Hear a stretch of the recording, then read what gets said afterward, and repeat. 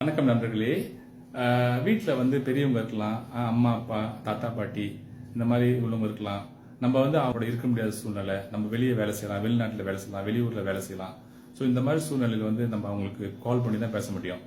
Okay, கால் பண்ணி பேசக்குள்ள நிச்சயமாக வந்து அவங்க அந்த ஹெல்த் தான் வந்து சொல்லுவாங்க. ஹெல்த்து, உடம்பு சரியில்லை, உடம்பு வலிக்குது, கால் வலிக்குது, முட்டி வலிக்குது, ரொம்ப தூரம் நடக்க முடியல, இந்த மாதிரி வந்து அவங்க வந்து சொல்லுவாங்க. அவங்க சொல்லக்குள்ள பிள்ளைகளை நம்ம வந்து நம்ம நிச்சயமாக நம்ம ரொம்ப மன வருத்தமாக இருக்கும், கஷ்டமாக இருக்கும். அம்மாவுக்கு கூட இருந்து நம்மளால உதவி செய்ய முடியலையே அப்படின்னு சொல்லிட்டு எப்படி அவங்க வழியை போக்கலாம், அந்த மாதிரிலாம் நீங்கள் சிந்திப்பீங்க. உங்களுக்கும் வந்து ஸ்ட்ரெஸ் ஆகிடும்.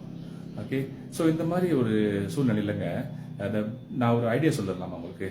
என்னன்னு சொன்னாங்க, நீங்கள் அம்மா அப்பாக்கெல்லாம் கிஃப்ட் தருவீங்களே, அவங்களோட பர்த்டேக்கு, ஆனிவர்சரிக்கு, வெட்டிங் ஆனிவர்சரிக்கு, இந்த மாதிரி நல்ல நாள் பெருநாளுக்குலாம் நீங்கள் கிஃப்ட் தருவீங்களே, அந்த கிஃப்ட்டில் ஒரு பெஸ்ட் கிஃப்ட் நான் சொல்லுவாங்க. இந்த பெஸ்ட் கிஃப்ட் சொன்னீங்களா என்ன கேட்டிங்கன்னாங்க, நான் சனித்தரா டிவைஸ் சொல்லுவாங்க. இந்த சனித்தரா டிவைஸுங்க அவங்களோட ஹெல்த் அவங்களே பார்த்துக்கலாங்க. அவங்களோட ஹெல்த் அவங்களே பார்த்துக்கலாம், அவங்க வலியை அவங்களே போக்கலாம், செல்ஃப் தெராப்பி செய்துக்கலாம். அது மூலமாக அவங்க அந்த உடல் வலியை அவங்க சொந்தமாகவே போக்கிக்கலாங்க. கொஞ்ச நேரத்தில் அவங்க சால்வ் பண்ணிக்கலாங்க அந்த ப்ராப்ளமை.